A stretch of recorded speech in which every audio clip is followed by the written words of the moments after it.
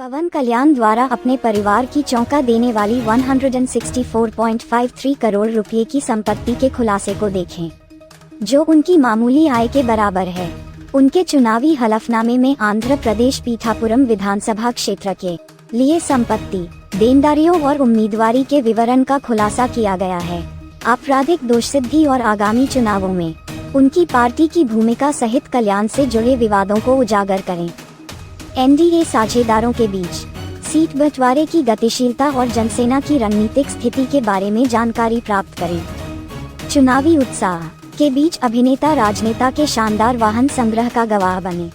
Today's next news is Iran और Israel में तनाव के बीच नौवहन महानिदेशालय ने भारतीय भर्ती एजेंसियों और नाविकों के लिए एक जरूरी एडवाइजरी जारी की है।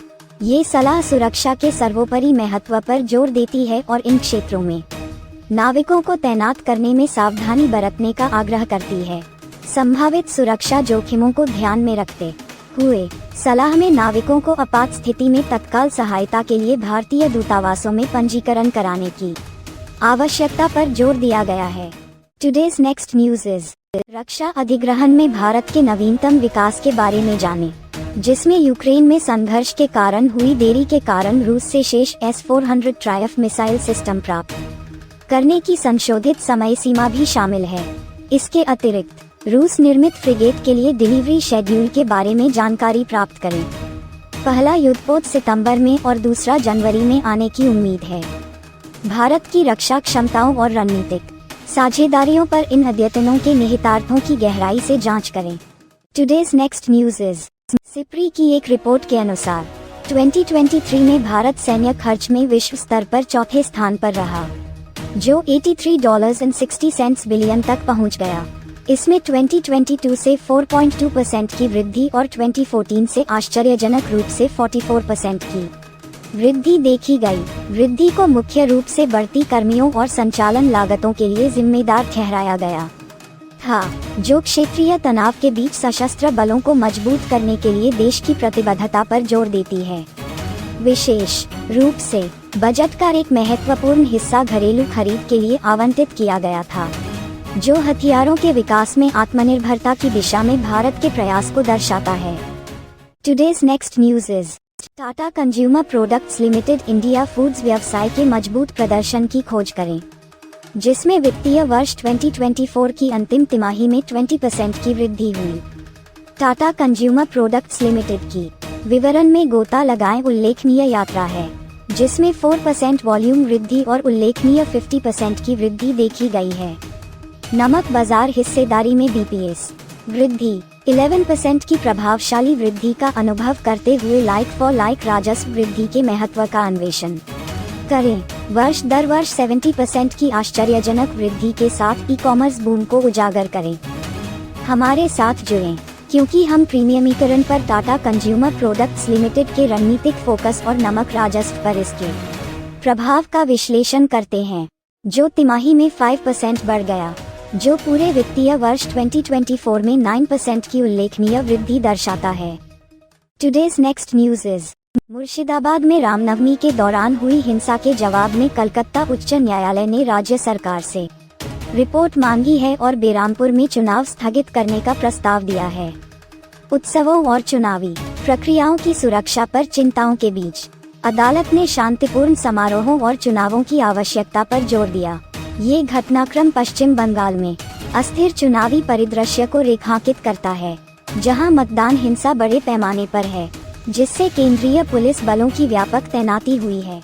Today's next news is Karnataka उच्च न्यायालय ने हाल ही में हुक्का धूम्रपान पर प्रतिबंध लगाने वाली राज्य सरकार की अधिसूचना को चुनौती देते हुए ये कहते हुए खारिज कर दिया कि हुक्का सिगरेट की तुलना में कम हानिकारक है। यह एक गलत धारणा है। दावों के बावजूद अध्ययनों से सिगरेट के समान हुक्का के हानिकारक प्रभावों का पता चलता है।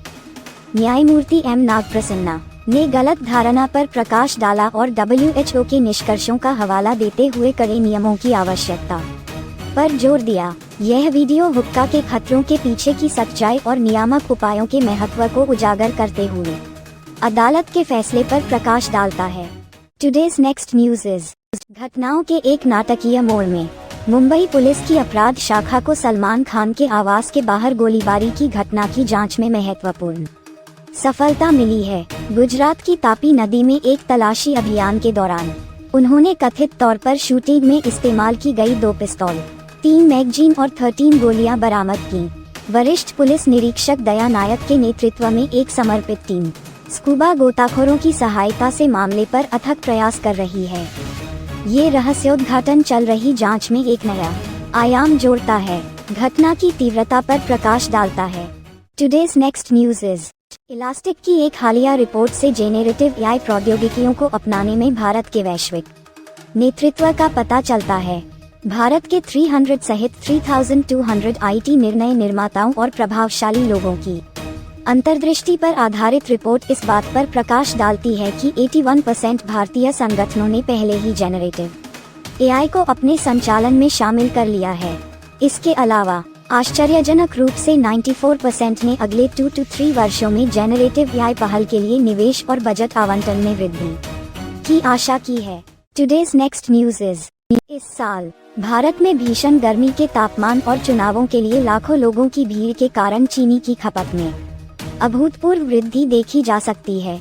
मार्च के मध्य से जून के मध्य तक पीक सीजन के दौरान कोल्ड ड्रिंक और आइसक्रीम की बढ़ती मांग के कारण स्थानीय कीमतें बढ़ रही हैं, जिससे बलरामपुर चीनी, श्री रेणुका शुगर्स, बजाज हिंदुस्तान और द्वारिकेश शुगर जैसे प्रमुख चीनी उत्पादकों को फायदा हो रहा है।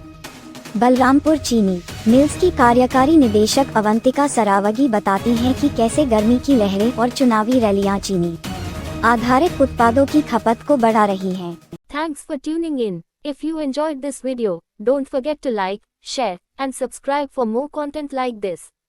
Your support means the world to us. Stay tuned for our next upload, and until then, keep exploring, learning, and creating.